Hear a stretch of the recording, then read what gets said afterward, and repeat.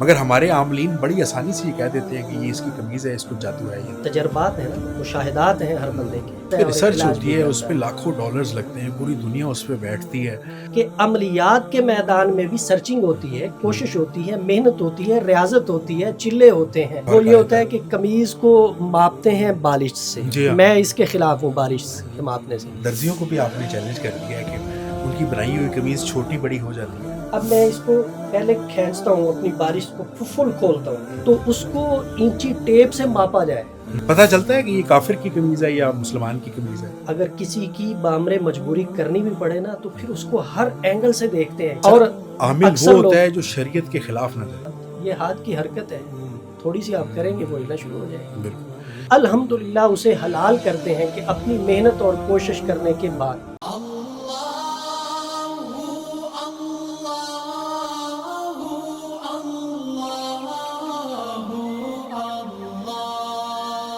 مجھے نا کسی نے سوال بھیجا باہر سے، وہ گورا بڑا پریشان ہے۔ وہ کہتا ہے جی ہم نے ہواؤں کو مسخر کیا، جہاز بنا دیے، زمینوں کی تہوں میں چلے گئے، ہزاروں کلومیٹر چلے گئے، معدنیات نکال لیے۔ کہتا آج تک ہم نے کوئی آلہ ایسا نہیں بنایا کہ کسی کی قمیض دیکھ کر ہم بتا سکیں یہ بیمار ہے یا نہیں ہے۔ مگر ہمارے عاملین بڑی آسانی سے یہ کہہ دیتے ہیں کہ یہ اس کی قمیض ہے، اس کو جادو ہے یا نہیں ہے۔ مجھے یہ بتائیں کہ اگر آپ کو پتہ چلتا ہے تو اس کا کیا بیسیکلی وہ ایکسپیرینس کیا ہوتا ہے؟ مجھ سے شیئر کریں گے آپ؟ میڈیکل کو آپ لے لیں، آپ طب کو لے لیں، ٹھیک ہے، یہ چیزیں نہ تو قرآن و حدیث میں ہیں کہ آپ نے کسی کا علاج کرنا ہے تو اس کو پیناڈول دینی ہے، یا اس کو آپ نے ڈکلوران لگانا ہے، یا آپ نے اس کو فلاں پھکی دینی ہے، یا فلاں جڑی بوٹی دینی ہے۔ ایسی کوئی چیزیں ہیں تو نہیں ہیں۔ نہیں بالکل نہیں ہے۔ تجربات ہیں نا، مشاہدات ہیں ہر بندے کے، اور اس کی بنیاد پہ وہ ان کی تشخیص بھی کرتے ہیں اور علاج بھی کرتے ہیں۔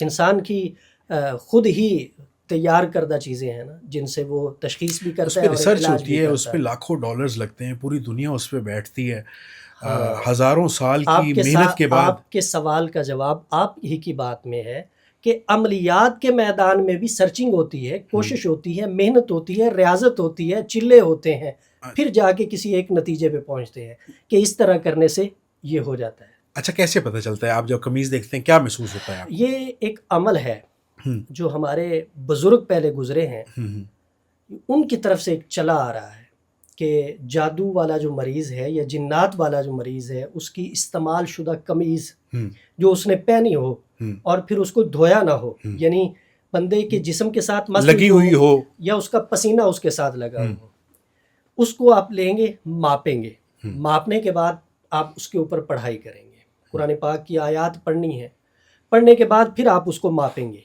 اگر تو وہ بڑھ جاتی ہے یا گھٹ جاتی ہے تو پھر اثرات ہے روحانی، اگر اسی طرح رہتی ہے تو پھر روحانی مسئلہ نہیں ہے۔ لیکن یہاں پہ میں وضاحت کرتا ہوں، پہلے بھی میں نے ایک دو جگہ پہ کی ہے، وہ یہ ہوتا ہے کہ قمیض کو ماپتے ہیں بالش سے۔ میں اس کے خلاف ہوں بالش کے ماپنے سے، کیونکہ بالش سے ماپیں گے تو وہ کم زیادہ کی جا سکتی ہے خود سے ہی مریض کو مطمئن کرنے۔ درزیوں کو بھی آپ نے چیلنج کر دیا ہے کہ ان کی بنائی ہوئی قمیض چھوٹی بڑی ہو جاتی ہے۔ تو بالکل ہو سکتی ہے، اپنی بالش سے آپ جیسے مرضی کر لیں۔ نہیں اس سے تو ہو جاتی ہے نا، اس سے تو آپ ہاتھ سیدھا کریں گے۔ نہیں ہاتھ سیدھا نہیں کریں گے، میں دیکھیں ہاتھ میرا سیدھا ہے یہیں پہ، ہاں جی، اب میں اس کو پہلے کھینچتا ہوں، اپنی بالش کو فل کھولتا ہوں، دوسری دفعہ جب میں اس کو ماپتا ہوں میں اس کو ایسے نارمل کر لیتا ہوں، نارمل کر لیتا ہوں۔ کچھ عاملین لازمی طور پہ مریض کے اوپر جادو ثابت کرنے کے لیے ایسی حرکت کر دیتے ہیں، اس لیے میں یہ کہتا ہوں کہ اگر کسی نے قمیض چیک کرنی ہے نا تو اس کو انچی ٹیپ سے ماپا جائے، فل مکمل طور پہ کھینچ کے، کسی قسم کی کوئی لچک نہ آئے، تاکہ اس میں یہ نہ ہو کہ اس کو خود سے کم کیا گیا ہے۔ میں اس کے خلاف ہوں، قمیض کے مطلب کسی کا ماپ ہی آپ نے چینج کر دیا ہے نا پڑھ کے۔ پتہ چلتا ہے کہ یہ کافر کی قمیض ہے یا مسلمان کی قمیض ہے؟ دیکھیں اگر مریض لے کے آیا ہے، اگر مریض لے کے آیا ہے قرآنی علاج کروانے کے لیے تو اس کا قرآن پہ ایمان ہے تو وہ لے کے آیا ہے۔ قرآن پہ تو سب کا ایمان ہے، ہم یہاں بیٹھے ہیں مسلمان ہے، کافر کا تو نہیں ہے۔ کافر کا نہیں ہو، اس لیے میں مسلمانوں کی بات کر رہا ہوں، اور ہمارا تو اتنا پختہ ایمان ہے کہ ہم تو اس کے لیے جان بھی حاضر ہیں۔ دو چیزیں ہیں جی، میں بتا دوں، ایک تو میں قمیض کے خلاف ہوں، شروع میں کرتے ہونا بھی چاہیے کیونکہ شروع میں سن لیں میری بات، شروع میں کوئی شاید ایک دو چار دفعہ کی ہو لیکن دل مطمئن نہیں ہوا. جیسے جیسے اس میدان میں آئے ہیں نا, اگر کسی کی بامر مجبوری کرنی بھی پڑے نا تو پھر اس کو ہر اینگل سے دیکھتے ہیں, کہیں اس میں کوئی وہ تو نہیں ہے. زیادہ تو ہم کرتے ہی نہیں ہیں. ہماری ترتیب یہ ہے کہ مریض کو بٹھائیں, اس کے اوپر پڑھائی کریں, جو کچھ ہوگا نکل آئے. بالکل. اگر مریض دور بیٹھا ہے تو اس کے لیے اور طریقے ہیں, وہ اختیار کیے جاتے ہیں, استعمال کیے جاتے ہیں. اور عامل وہ ہوتا ہے جو شریعت کے خلاف نہ جائے. شریعت میں کہیں ہمیں یہ چیز ملتی ہے قمیض والی جو آپ بتا رہے ہیں؟ میں پہلے عرض کر چکا ہوں, جس طرح میڈیکلی علاج یا طبی علاج یہ قرآن و حدیث میں نہیں پایا جاتا, اسی طرح یہ جو تشخیص اور علاج ہے یہ قرآن و حدیث میں نہیں پایا جاتا. رقیہ پایا جاتا ہے, دم پایا جاتا ہے, قرآنی آیات پڑھ کے مریض کے لیے دعا کرنا, اس پہ دم کرنا, یہ پایا جاتا ہے. بالکل ہے, بالکل. اور نبی پاک نے فرمایا کہ روحانی علاج ہونا چاہیے. طریقہ ہے, اپنی ترتیب سے بندہ کرتے ہیں. اکثر لوگ تسبیح کے ساتھ کرتے ہیں چیک کرنے کے لیے, اور میں لوگ کرتے ہیں اپنی, میں اس کے خلاف ہوں. میں نہیں مانتا, یہ ہاتھ کی حرکت ہے, تھوڑی سی آپ کریں گے وہ ہلنا شروع ہو جائے گی. بالکل. آپ سے ہمارے یہاں عاملین بیٹھتے ہیں, الحمدللہ لوگ ہمارے پاس آتے ہیں, ہم ان کی رہنمائی بھی کرتے ہیں قرآن و حدیث کی روشنی میں. اگر کسی کو مسئلہ نہیں ہے اس کو سمجھاتے بھی ہیں, اس کے دماغ سے وسوسے نکالتے بھی ہیں جو اس نے اپنے اوپر سوار کیے ہوئے ہیں.